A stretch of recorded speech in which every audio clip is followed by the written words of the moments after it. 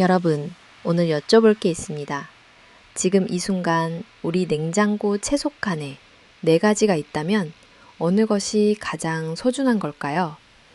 깻잎일까요? 쑥일까요? 무일까요? 무일까요? 아니면 단백질 식품일까요?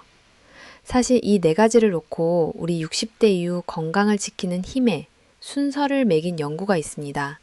그리고 그 결과가 꽤나 놀랍습니다. 많은 분들이 예상하시는 순서와 다를 수 있습니다.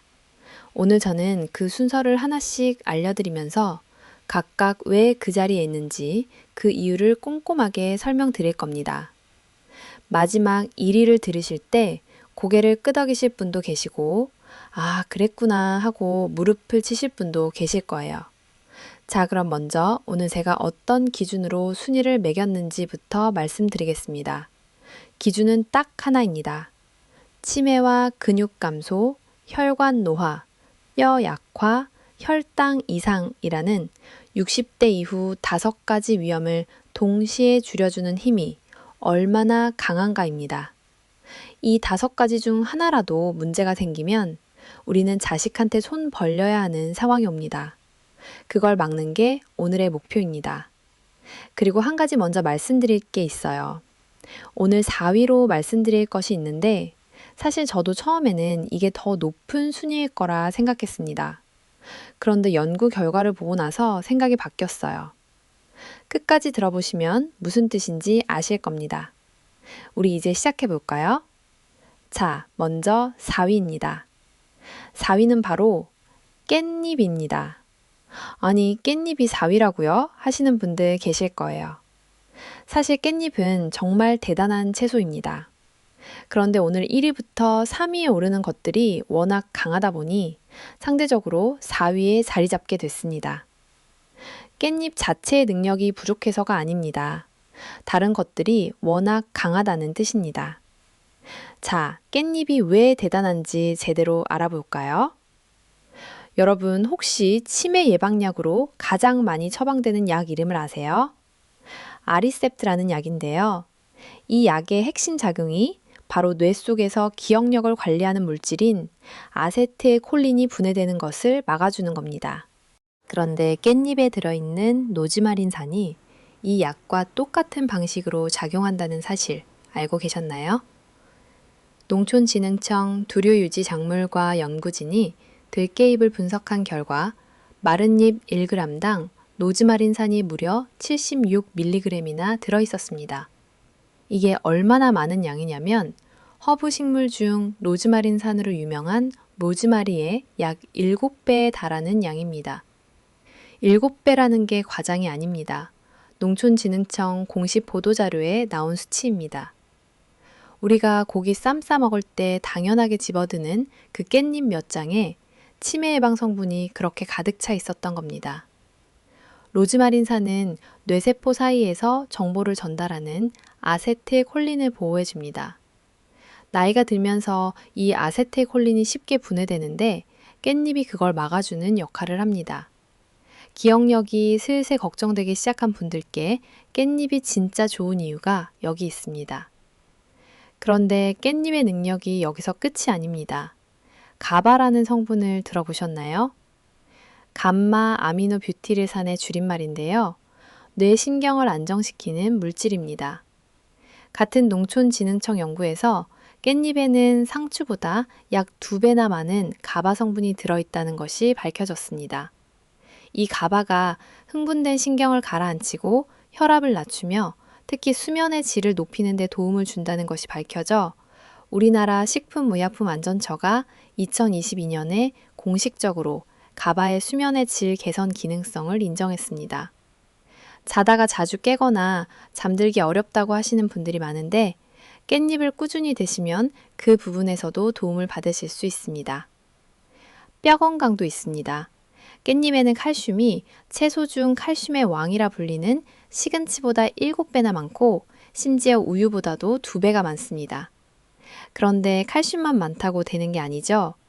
깻잎에 풍부한 비타민 K가 오스테오칼신이라는 단백질을 활성화시켜 혈관 속에 있는 칼슘을 뼈로 직접 이동시켜 줍니다. 칼슘 영양제를 드셔도 효과가 약하다고 하시는 분들 계시죠? 그 이유 중 하나가 바로 이 비타민 K 부족일 수 있습니다. 그렇다면 깻잎은 어떻게 드셔야 할까요? 우선 세척이 아주 중요합니다. 깻잎 뒷면을 보시면 잔털이 많죠. 이 잔털에 농약과 이물질이 잘 달라붙기 때문에 흐르는 물에만 씻으시면 절대 안 됩니다.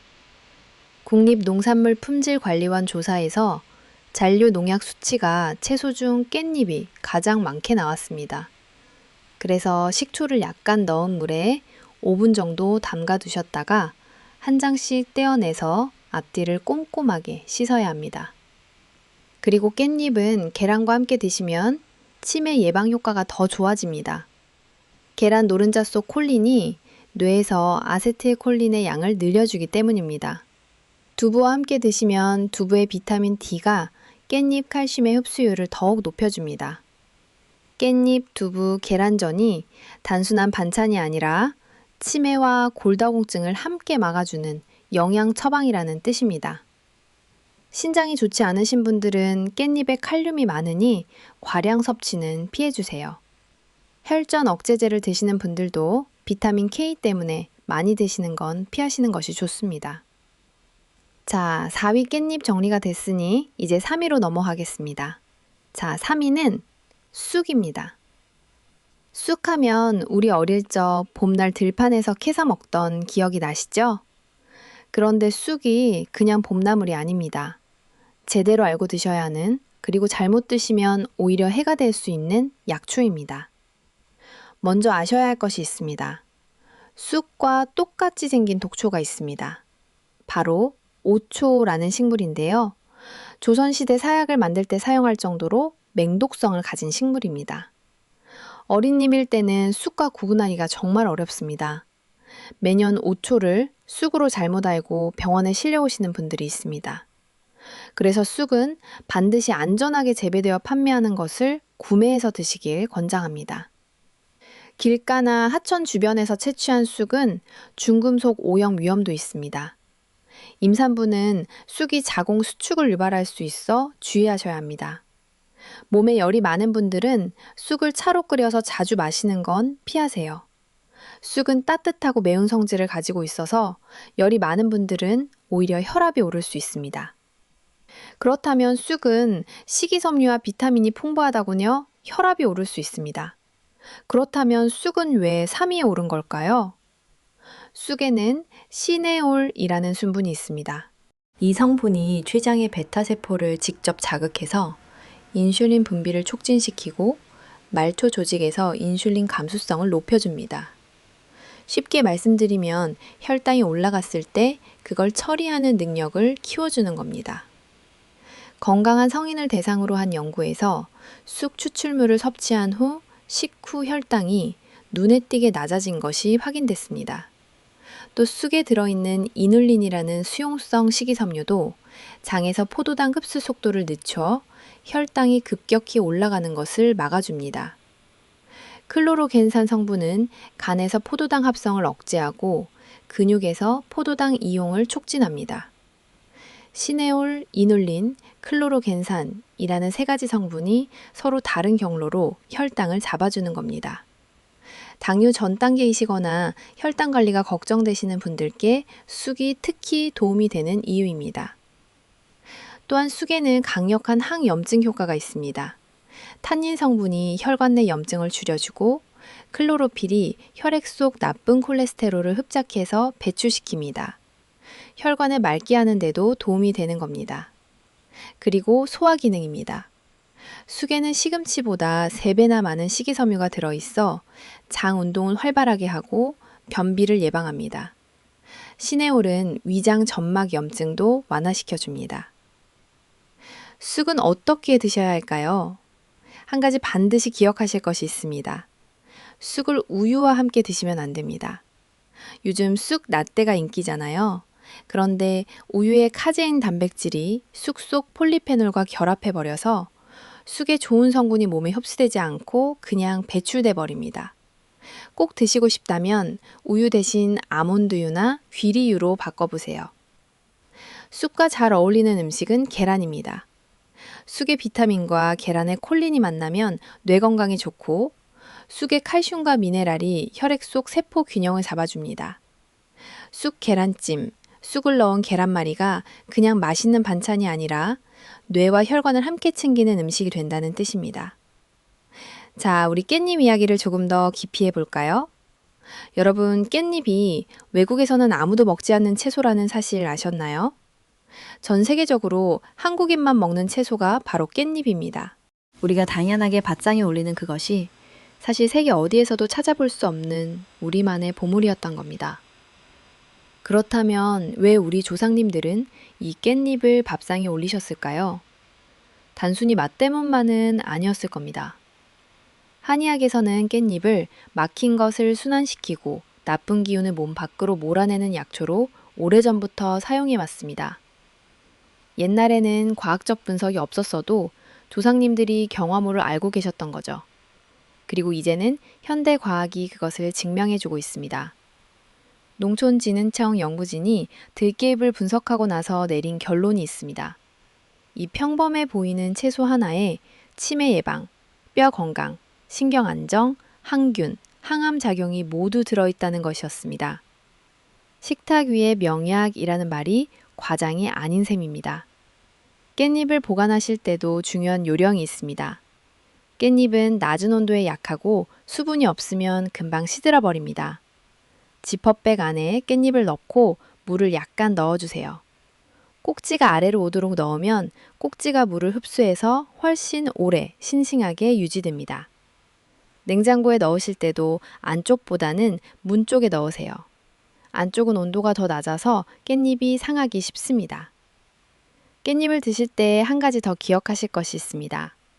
깻잎을 들기름과 함께 조리하면 베타카로틴 흡수율이 높아집니다. 깻잎찜을 만드실 때 들기름을 꼭 넣으시는 이유가 여기 있습니다. 베타카로틴은 지용성이라서 기름과 함께 드셔야 우리 몸에 더 잘 흡수됩니다. 깻잎의 항암 작용에 대해서도 조금 더 말씀드릴게요. 깻잎에 들어있는 루테올린과 퀘세틴이라는 성분이 있습니다.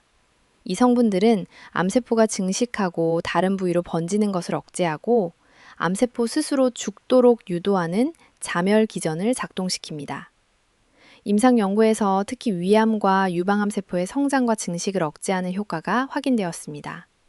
이 루테오닌과 퀘세틴은 동시에 염증 매개체의 분비를 억제하고 알레르기 반응을 가라앉히는 효과도 있습니다. 콧물이 자주 나거나 피부 가려움이 심한 분들, 깻잎이 도움이 될 수 있습니다. 깻잎은 눈 건강에도 좋습니다. 루테인이 풍부하게 들어있어서 황반변성이나 백내장 같은 눈 질환을 예방하는데 도움을 줍니다. 나이가 들면서 눈이 침침해지신 분들, 깻잎을 꾸준히 드시는 것이 좋습니다. 베타카로틴은 비타민 A의 정구체로 야맹증 예방에도 중요합니다. 자, 이렇게 좋은 깻잎이지만 한 가지 마음에 담아두셔야 할 것이 있습니다. 깻잎 루테올린과 퀘세틴은 또한 우리 몸에서 히스타민이 방출되는 것을 억제해 줍니다. 히스타민이 과도하게 방출되면 콧물, 재채기, 피부 가려움 같은 알레르기 증상이 나타나는데 깻잎이 그 반응을 줄여주는 겁니다. 주변에 알레르기로 고생하시는 분들이 계시다면 깻잎을 꾸준히 드시도록 권해드려 보세요. 이제 쑥 이야기를 더 해보겠습니다. 쑥은 왜 3위일까요? 왜 3위일까요? 그것은 쑥이 혈당을 잡는 것과 동시에 몸을 따뜻하게 하는 이 두 가지 역할을 동시에 하기 때문입니다. 60대 이후 많은 분들이 손발이 차다고 하시는데요. 이것이 단순히 체질 문제만은 아닙니다. 혈액순환이 잘 안 되는 겁니다. 쑥의 시네올이 혈액순환을 촉진시켜주기 때문에 냉증 개선에 효과적입니다.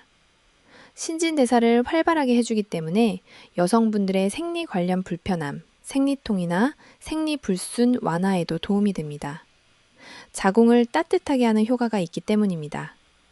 쑥이 여성 건강에 오래전부터 사용되어 온 이유가 여기 있습니다. 쑥의 항염증 효과에 대해서도 더 알아볼까요? 쑥에 풍부한 클로로필 성분은 혈액을 정화하는 효과가 있습니다. 혈액 속 나쁜 콜레스테롤을 흡착해서 배출시키고 혈액순환을 원활하게 합니다.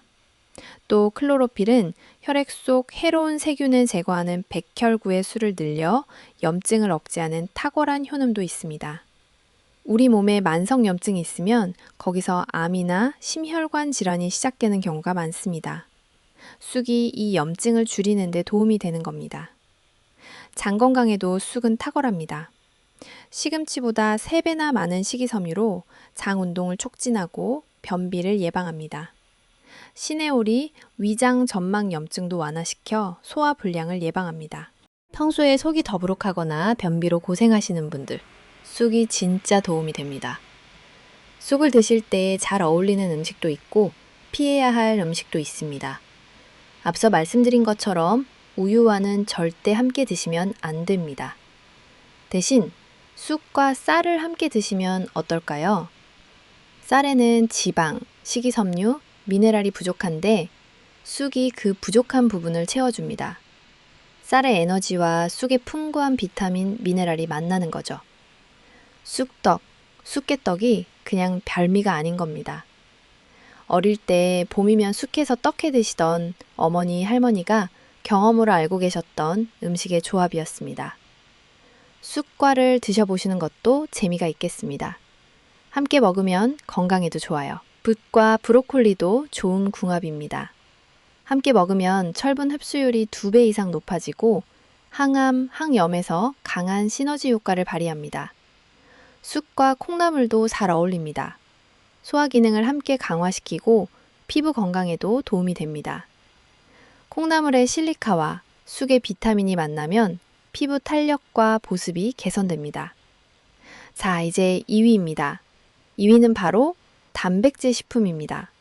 계란, 두부, 생선, 콩류 이런 것들이죠. 여러분, 솔직히 여쭤볼게요. 하루에 단백질을 충분히 드시고 계신가요? 대한지역사회 영양학회지에 발표된 연구에서 65세 이상 남성의 34.5%, 여성의 44.7%가 하루에 필요한 단백질 양을 채우지 못하고 있는 것으로 확인됐습니다. 다시 말씀드리면 우리나라 65세 이상 어르신 2분 중 1분은 단백질이 부족한 상태로 생활하고 계신다는 겁니다. 이게 왜 문제냐고요? 보건복지부 연구 보고서에 따르면 65세 이상 다인 가구의 만성 질환율이 87%에 달하는데 그 주요 원인 중 하나가 바로 근육 감소입니다. 근육은 65세가 되면 젊었을 때에 비해 약 30%가 줄고 80세가 되면 40% 이상이 빠진다고 합니다. 근육이 빠지면 힘이 없어지는 것만이 아닙니다. 당뇨, 심혈관 질환, 심지어 암의 발생과 예후에도 영향을 미친다는 사실이 의학계에서 밝혀지고 있습니다. 그런데 여기서 중요한 게 있습니다. 많은 분들이 단백질을 먹으면 그대로 근육이 된다고 생각하시는데 나이가 들면 그게 잘 안 됩니다. 최근 학술 연구에서 60대 이후 우리 근육은 동화 저항성이라는 현상 때문에 같은 단백질을 먹어도 젊은 사람에 비해 근육으로 합성되는 효율이 크게 떨어진다는 것이 밝혀졌습니다. 세포 안에 있는 mTORC1이라는 신호 경로가 나이가 들수록 활성도가 떨어지기 때문입니다. 쉽게 말씀드리면 젊을 때는 단백질 100을 먹으면 근육이 70이 되는데 나이 들면 같은 100을 먹어도 근육이 40밖에 안 된다는 겁니다. 그래서 나이가 들수록 오히려 더 많은 단백질이 필요합니다. 분당 서울대학교 병원에 따르면 노년기에는 하루에 체중 1kg당 1.0에서 1.2g의 단백질이 필요합니다. 기저질환이 있으시다면 1.5g까지도 필요할 수 있습니다. 이게 얼마나 되냐면 몸무게 60kg이신 분은 하루에 최소 60g에서 72g의 단백질이 필요하다는 겁니다. 달걀 하나의 단백질이 약 7g이니 달걀만으로 채우려면 하루에 10개 가까이 드셔야 한다는 계산이 나오죠. 더 중요한 것이 있습니다. 한 번에 몰아서 드시면 안 됩니다. 한 끼에 소화하고 흡수할 수 있는 단백질의 양에 한계가 있습니다. 연구에 따르면 한 끼에 20g에서 30g 정도가 근육 합성에 가장 효율적입니다. 저녁에만 고기를 많이 먹는 습관은 소화기관에 부담만 줄 뿐 근육 합성으로는 잘 이어지지 않습니다. 아침부터 달걀 2개, 점심에 두부 반모, 저녁에 생선 한 토막, 이런 식으로 매 끼마다 나눠서 드시는 것이 핵심입니다. 단백질이 부족하면 또 어떤 일이 일어날까요? 인지 기능이 떨어집니다. 우리 뇌에서 학습과 기억력에 관여하는 신경 전달 물질을 만들고 뇌세포 구조를 유지하는 데 단백질이 반드시 필요합니다. 단백질 부족이 치매 위험을 높일 수 있다는 연구 결과가 나오고 있습니다. 근육뿐만 아니라 뇌까지 단백질이 지켜준다는 겁니다. 머리카락도 그렇습니다. 우리 머리카락은 케라틴이라는 단백질로 이루어져 있어서 단백질이 부족하면 머리카락이 가늘어지고 잘 빠집니다. 그럼 무엇을 드셔야 할까요? 4가지를 기억하시면 됩니다. 첫째는 달걀입니다. 완전 단백질 식품으로 필수 아미노산을 모두 갖추고 있고 비타민 A, E와 D까지 있습니다. 자연적으로 비타민 D를 함유한 몇 안 되는 식품 중 하나가 달걀입니다. 둘째는 생선입니다. 등푸른 생선인 연어, 고등어, 삼치는 단백질과 오메가3를 함께 챙길 수 있습니다. 대구처럼 흰살 생선은 지방이 적어 체중 걱정 없이 드실 수 있습니다. 생선의 단백질은 소화가 잘 되기 때문에 치아가 약하시거나 소화 기능이 떨어진 분들께 특히 좋습니다. 셋째는 두부입니다. 두부에는 체중 1kg당 필요한 단백질의 상당량을 채울 수 있는 식물성 단백질이 풍부합니다. 콜레스테롤이 없고 소화가 편해서 위장이 약하신 분들께도 잘 맞습니다. 넷째는 콩류입니다. 검은콩, 렌틸콩, 병아리콩 등 다양한 콩류에는 필수 아미노산뿐 아니라 류신이라는 아미노산이 풍부한데 류신은 특히 근육 단백질 합성을 촉진하고 근육 분해를 억제하는 핵심 역할을 합니다. 대두 같은 경우는 폐경기 이후 여성 호르몬을 보충하는 이소플라본도 들어있어서 여성분들께는 더욱 좋은 단백질 식품이 됩니다. 단백질 보충제를 드시는 분들도 계시는데 식사로 부족한 부분을 보충하는 용도로만 사용하시는 것이 좋습니다. 과량 섭취는 신장에 부담이 됩니다. 그리고 단백질만 드신다고 근육이 만들어지는 게 아닙니다. 가벼운 근력 운동을 함께 해주셔야 단백질이 근육으로 전환되는 효율이 훨씬 높아집니다. 연구에서도 단백질 섭취와 저항 운동은 함께 할 때 각각 단독으로 할 때보다 뚜렷한 상승 효과가 있다고 확인됐습니다. 걸어 다니실 때 경사를 조금 주거나 의자에서 앉았다 일어서는 동작을 반복하시는 것만으로도 큰 도움이 됩니다. 단백질 이야기를 더 나눠드리겠습니다. 많은 분들이 단백질은 운동하는 젊은 사람들이나 먹는 것 아니냐고 생각하십니다. 아니면 단백질을 먹으면 살이 찐다고 걱정하시는 분들도 계십니다. 둘 다 오해입니다. 단백질은 살을 찌우는 영양소가 아닙니다. 오히려 근육을 유지해주기 때문에 기초 대사량이 높게 유지되어서 체중 관리에 도움이 됩니다. 근육이 많을수록 같은 칼로리를 먹어도 더 많이 소비합니다. 근육이 빠지면 먹는 양이 같아도 살이 더 찌는 이유가 여기 있습니다. 많은 분들이 알고 계시는 것과 다르게 단백질 섭취에 있어서 가장 중요한 것은 양보다 시기입니다. 류신이라는 필수 아미노산이 핵심입니다.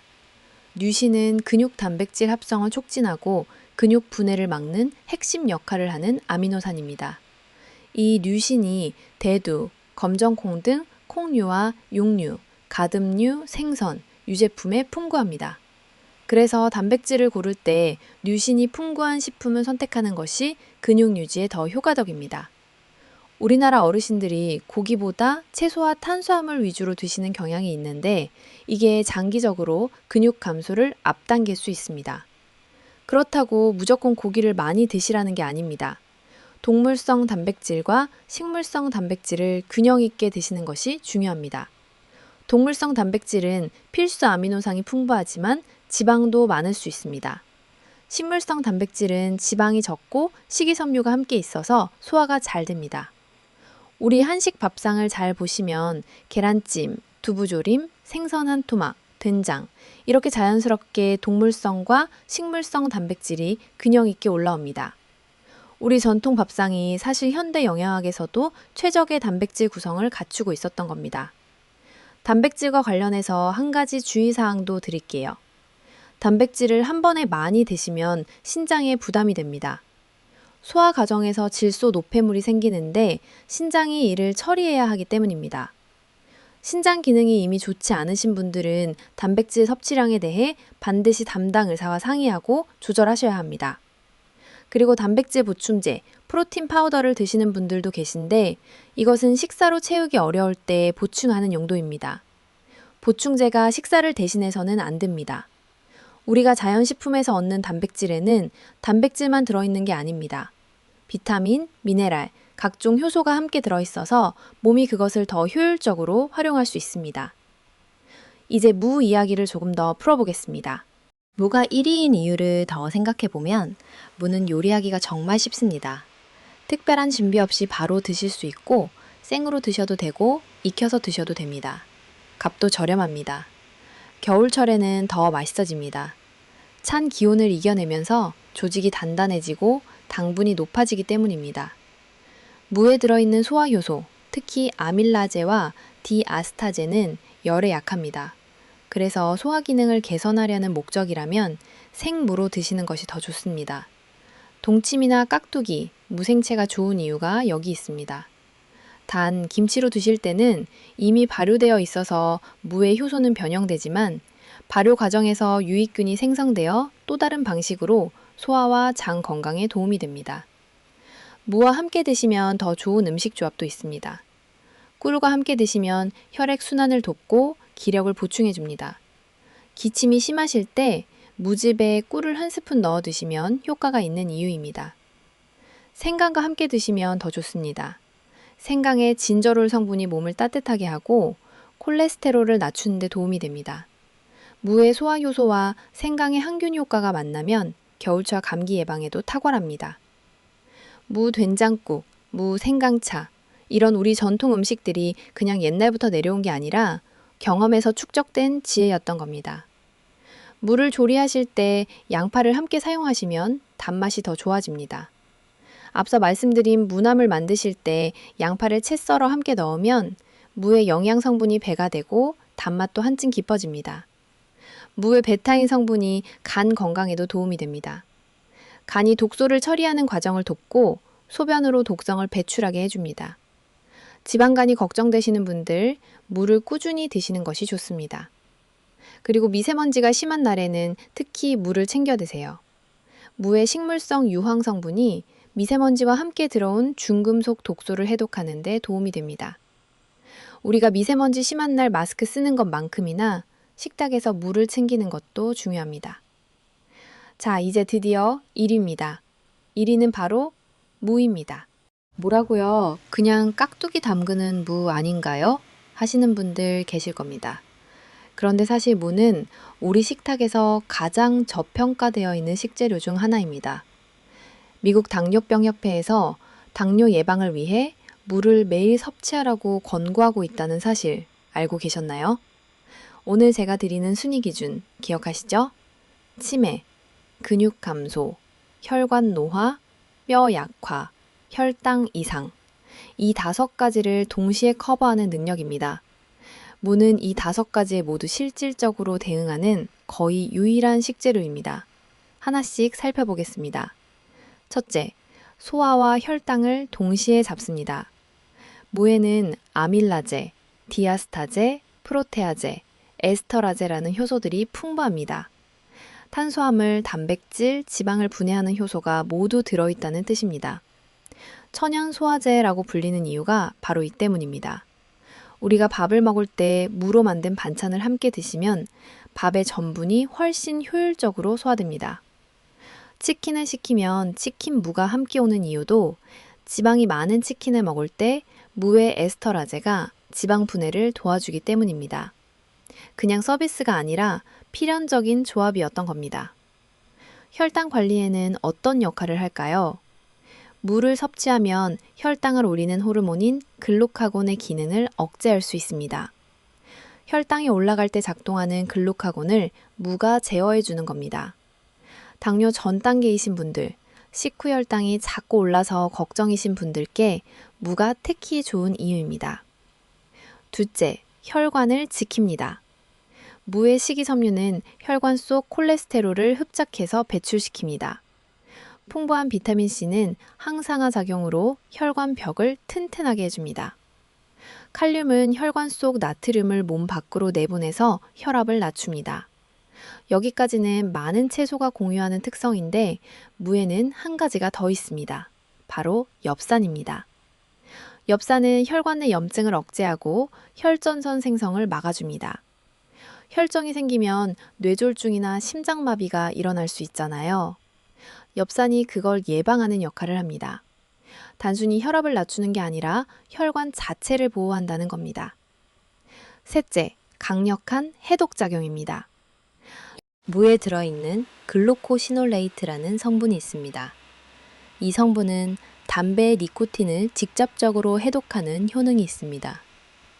조선시대에 담배를 즐겼던 정조대왕이 담배로 인한 독을 제거하기 위해 물을 많이 먹었다는 역사 기록이 있을 정도입니다. 그리고 이 글루코시놀레이트는 항암 효과가 있는 성분으로 특히 유방암과 폐암세포의 증식을 억제하는 것으로 알려져 있습니다. 몸 안에 쌓인 독소를 내보내는데도 무의 베타인 성분이 간의 해독작용을 도와주고 식물성 유황 성분이 중금속 해독에 기여합니다.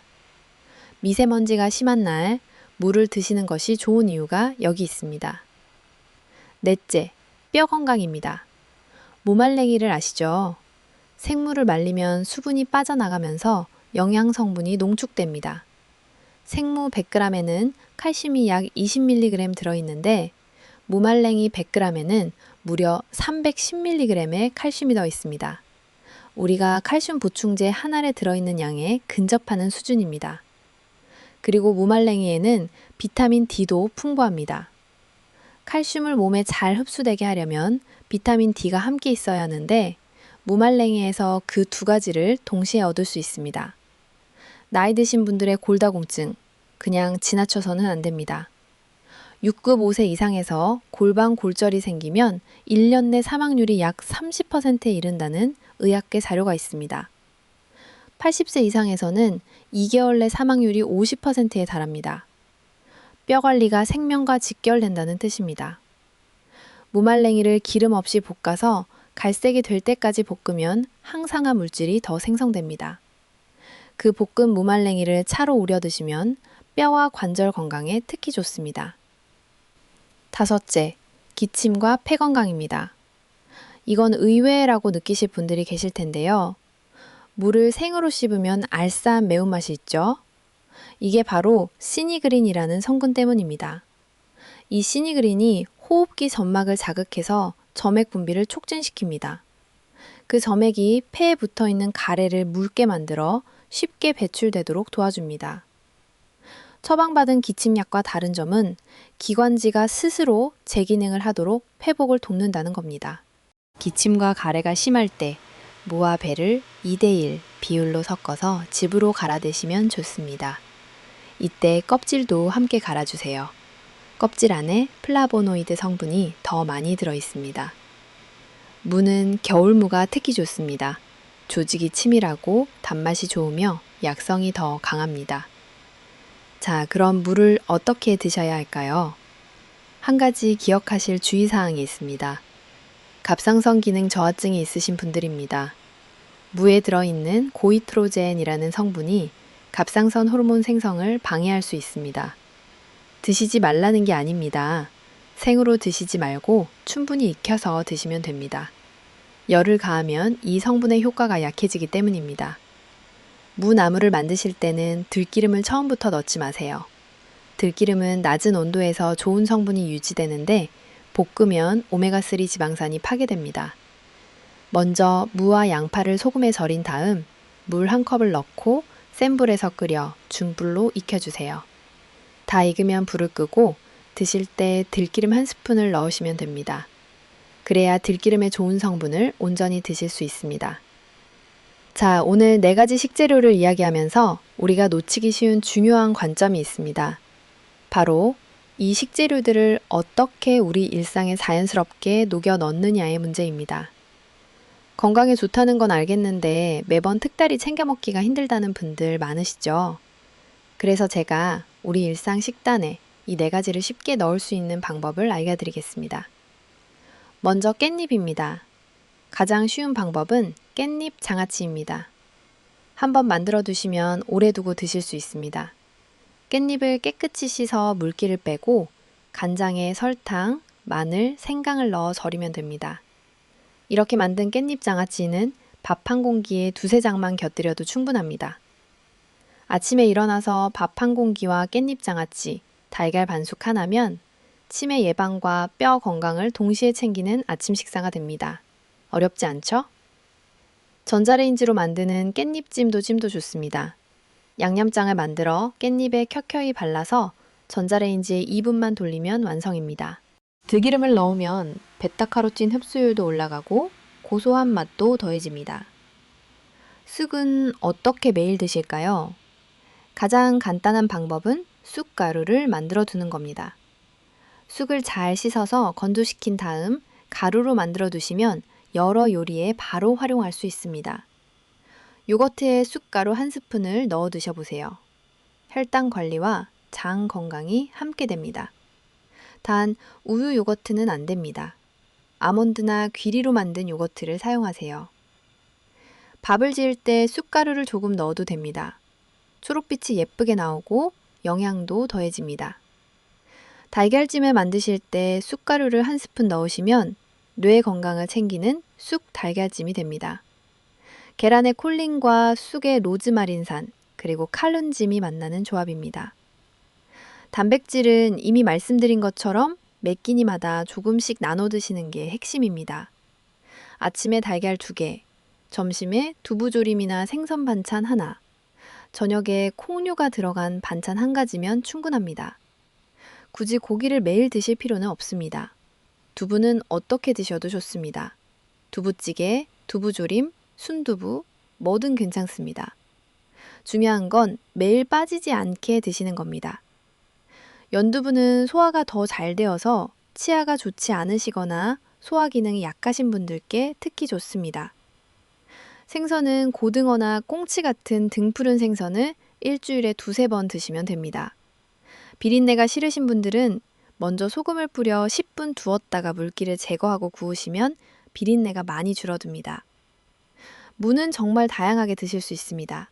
아침에 무 된장국 한 그릇, 점심에 깍두기, 저녁에 무나물이나 무조림, 이렇게만 하셔도 무를 3번에 나눠 드시는 게 됩니다.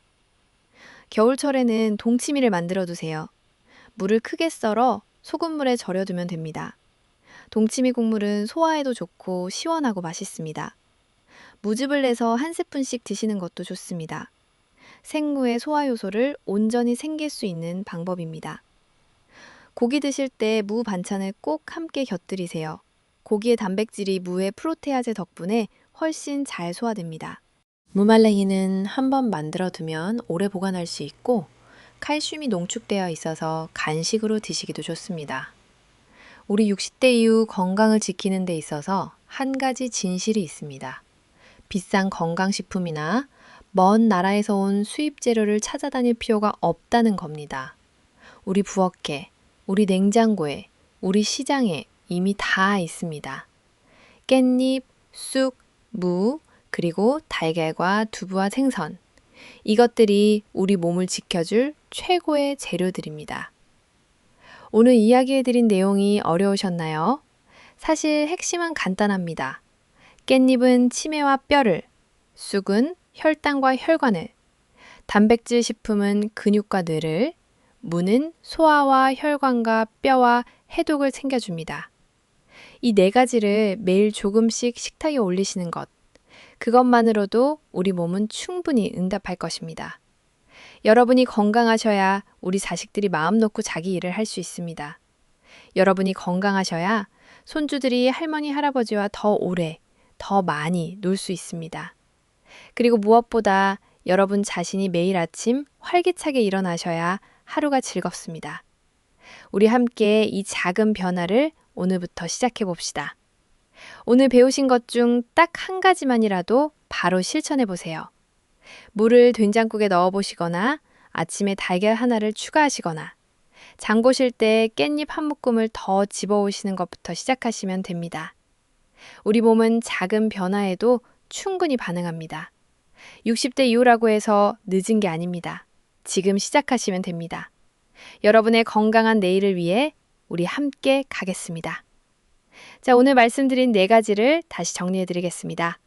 4위 깻잎, 3위 쑥, 2위 단백질 식품, 그리고 1위 무입니다. 기억하기 어려우시면 이렇게 외워보세요.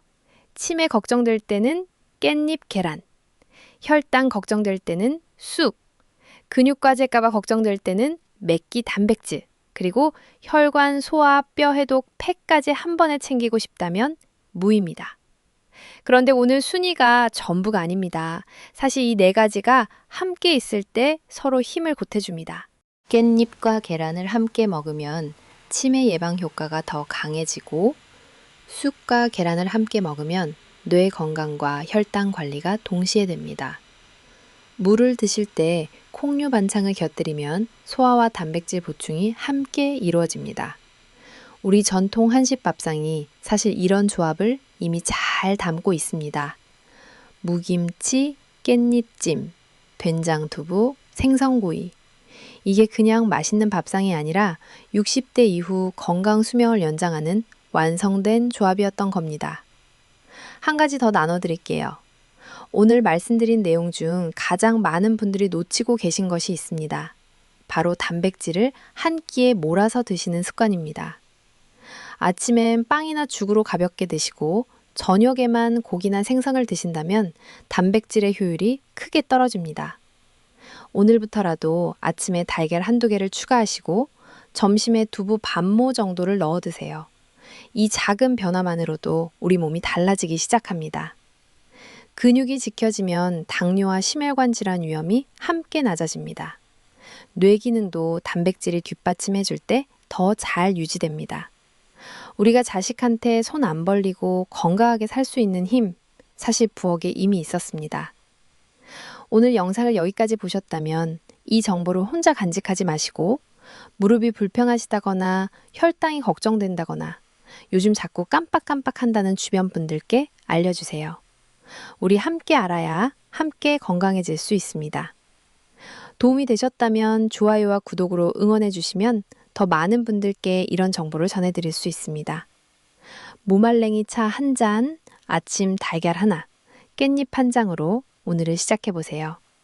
작은 것이 쌓이면 우리 몸이 달라집니다. 소중한 시간 내주셔서 감사합니다. 우리 60대 이후의 식탁이 더 건강해지는 그날까지 여러분 곁에서 함께하겠습니다. 저는 오늘 이 영상을 준비하면서 한 가지를 다시 한번 느꼈습니다. 우리 한국의 전통 밥상이 얼마나 지혜롭게 구성되어 있는지입니다.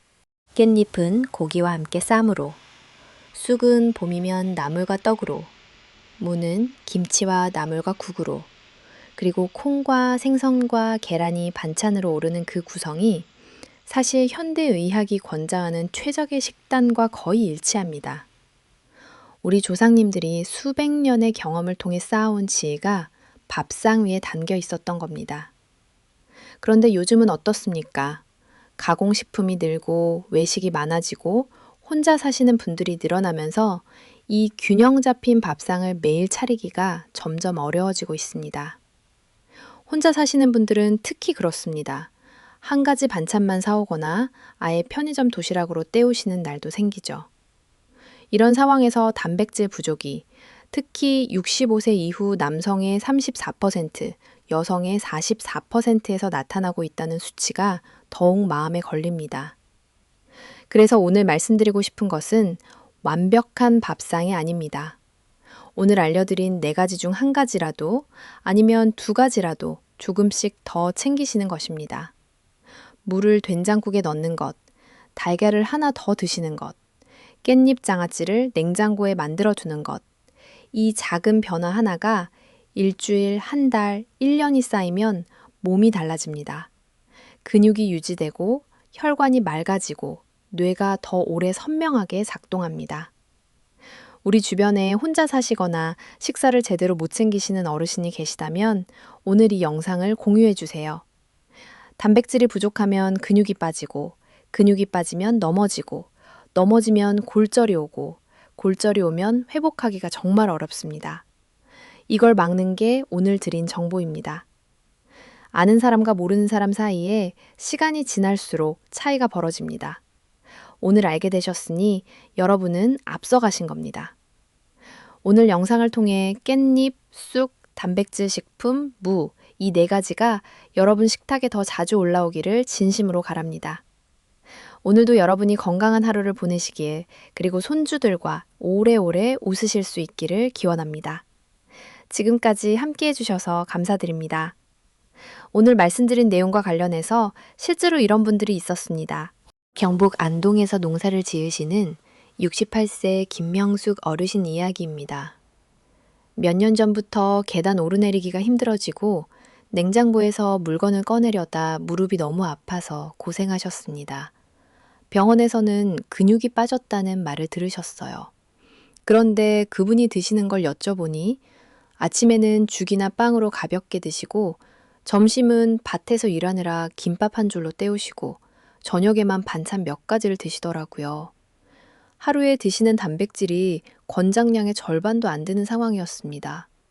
그래서 아침에 달걀 2개와 두부 반모를 추가하고 점심에는 생선이나 콩류 반찬을 반드시 넣도록 바꾸셨습니다.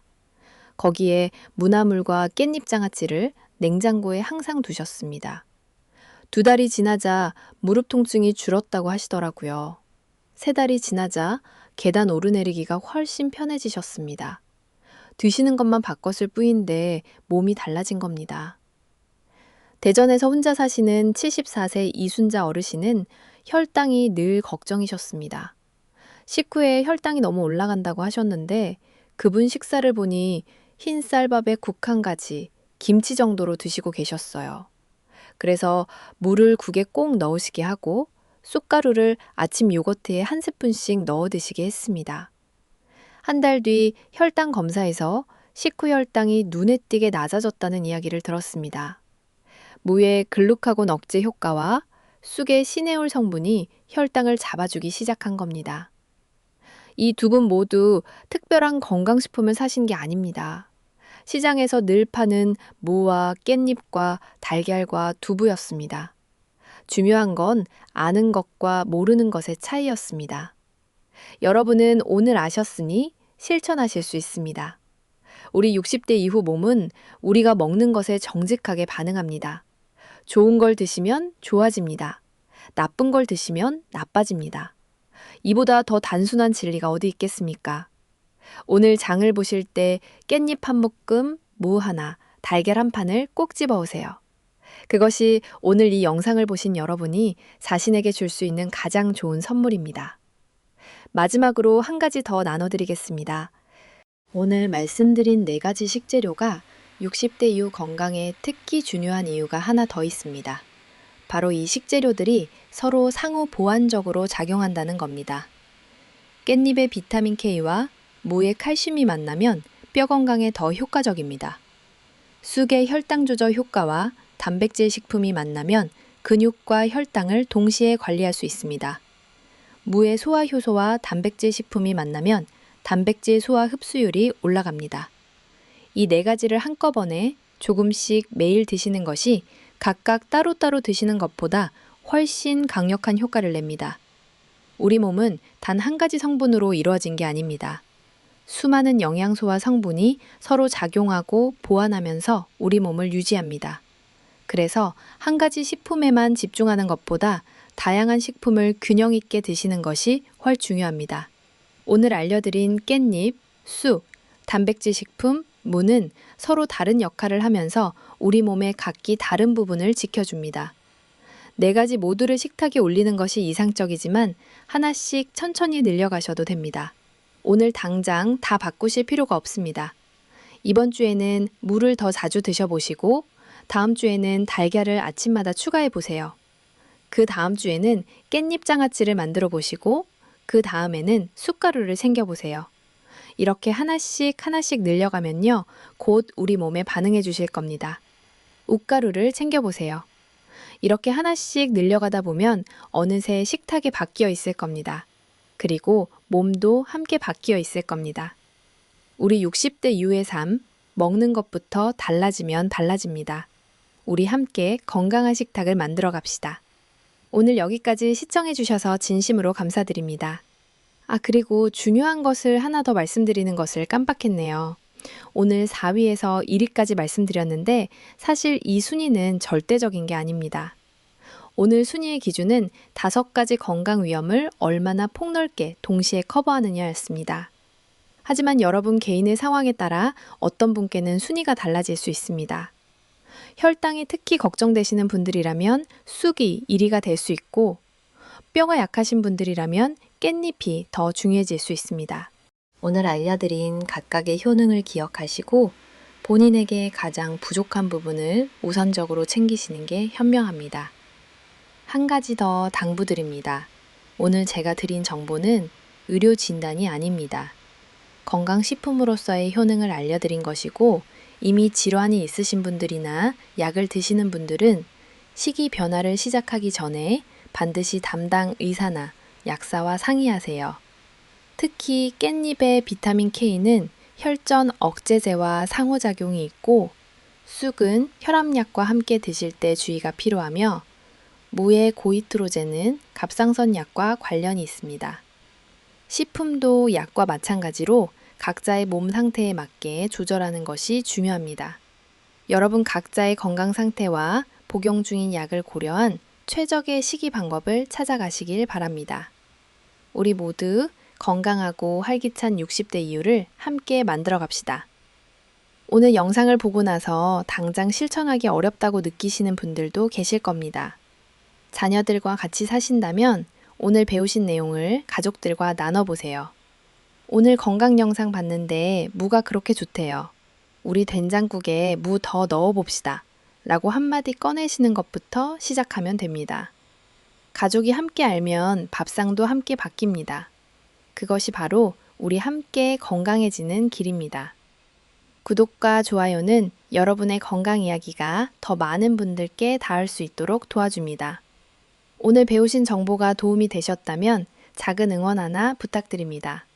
댓글 오그라츠, 오늘 영상에서 가장 기억에 남는 내용이나 이미 드시고 있는 식재료를 알려주시면 함께 이야기 나눠봐요. 여러분 덕분에 저도 더 좋은 정보를 찾아올 수 있습니다. 건강한 하루 되세요.